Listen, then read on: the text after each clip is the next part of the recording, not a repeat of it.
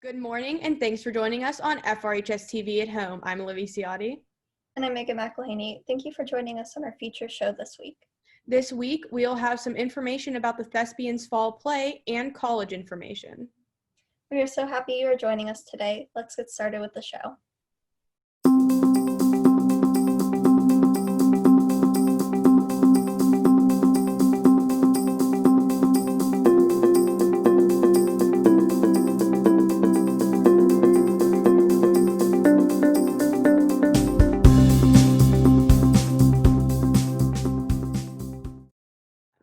The PA Department of Education is running a campaign to boost the number of students applying for college.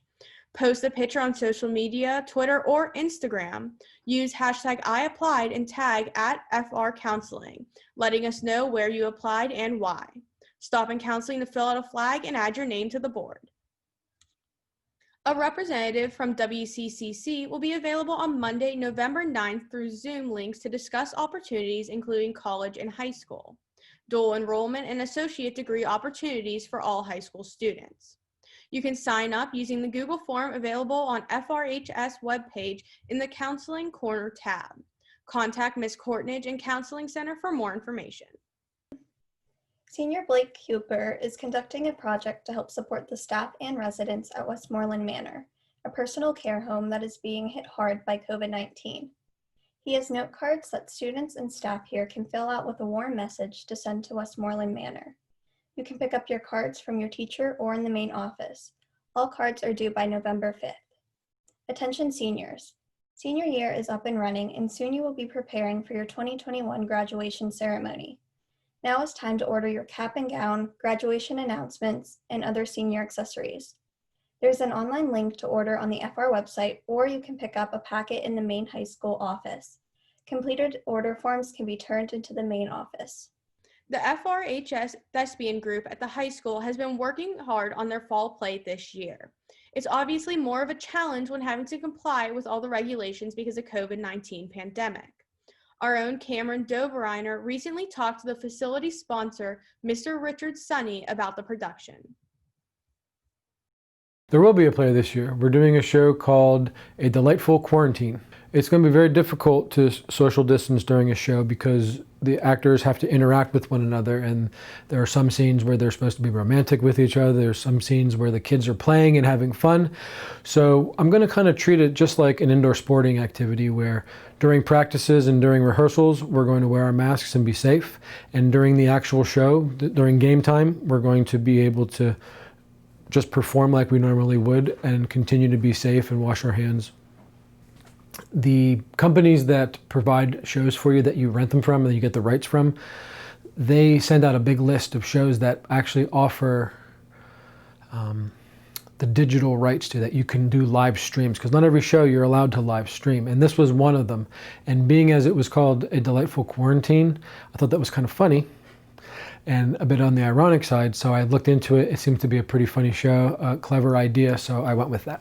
The show is scheduled to be live streamed on December 4th, 5th, and 6th. Our job right now is to rehearse, record, and edit, and have it all ready for that opening night on Friday. Thank you, Camden. Isolation and social distancing can definitely take a toll on mental health. Our own Ethan Kerr recently had a chance to talk with Mr. Art Earl about things you can do to keep yourself mentally fit. Hi everyone, I'm Ethan Kerr and I'm interviewing Mr. Earl, and the topic for this interview is mental health and COVID. A set of challenges come with this new type of counseling that you have to do online. That's a great question. The first thing is, the reason I'm a counselor is because I don't like human suffering, and I'm trying to alleviate it. That's how I got into this. The difficulties with it are that I personally have always felt that it's much easier to have a connection with somebody whenever you're sitting there face to face.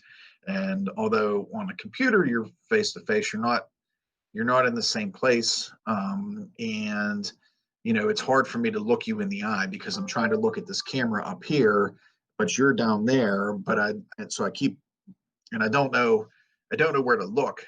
It's like that scene in Moana where they're talking to the crab, and he's like, pick an eye, and I don't know which one to look at. Sorry, I have little kids, so I watch Moana all the time. Anyway, uh, and people that aren't in school at all, I'm reaching out to them via email. They have varying levels of comfort with doing that. God forbid somebody's in a home where there is something going on, like abuse or neglect or something like that, and they can't really speak freely at home like they maybe could in my office. So that's a challenge. And and then I think that kids are tapped for time. So in the times whenever I'm here in the building, they're in class, or they're trying to get help from a teacher during their QRT time, or they're trying to get work done during their QRT time, or you know all of those things make it more of a challenge than it maybe normally would be. And I think other kids might struggle. They just don't want their parents to know that they're struggling, or they don't. A lot of kids' parents are stressed out, and the household is just generally more stressed because too much togetherness is bad. And if you've been in lockdown for the better part of 6 months, then that's in and of itself is stressful. Not being able to, get out and do the things that you would normally do and have your routines and your lives interrupted. So, and if their parents are already stressing, a lot of kids are also very kind and considerate, and they don't want to let their parents know that they're really struggling with it, or that they don't necessarily maybe know how to use the technology. We kind of assume that kids do, but not everybody does. And then there are varying degrees of access as well. And some parents are working from home and using the home computer in the office, and sucking up all the bandwidth for work, and that makes it tough. So whole myriad of factors. If students have told you what's worked for them, what has worked best for a majority of the students that have opened up? It's more of a loaded question than but I'm a big fan of reality therapy, cognitive behavioral therapy, and dialectical behavioral therapy. So CBT and DBT. I think they're the most proven methodologies, and I think that the one and two things in no particular order, maybe they're together almost all the time, are depression and anxiety that kids suffer with. And I think probably people in general, those are the two most prevalent. And they're great treatments for both. And sometimes medication is necessary. Um, I will reveal to you that I have allergies. So I take an allergy pill every day because I don't want to be walking around coughing and sneezing, because then people will think I have COVID and I won't be allowed to come to work. So I take my allergy pill every day. And that stops the allergic response that my immune system has to the particular allergens that are in the air. And I don't cough and sneeze all over the place, which people are more appreciative now than ever. So whenever I get that question about, and I get it from parents a lot, well, should we use medication? And I said, well, what does your doctor recommend? A lot of times it's very, very helpful, and I think medication and therapy, and sometimes it's only therapy, but sometimes it's both. A lot of times it's both, is enormously helpful. And people who go through a therapeutic process, a lot of times, not all the time necessarily, but a lot of times will uh, will eventually be able to go off of medication. So it's, if you were diabetic, you would certainly, monitor your sugar and take your insulin and do what you were supposed to do to keep yourself going. Or, if you have asthma and you require an inhaler, nobody would think twice about those things. So I don't know necessarily why it would be different for a psychotropic medication. So, but I like CBT and DBT in reality. That's my frame of reference. That's what I stick to.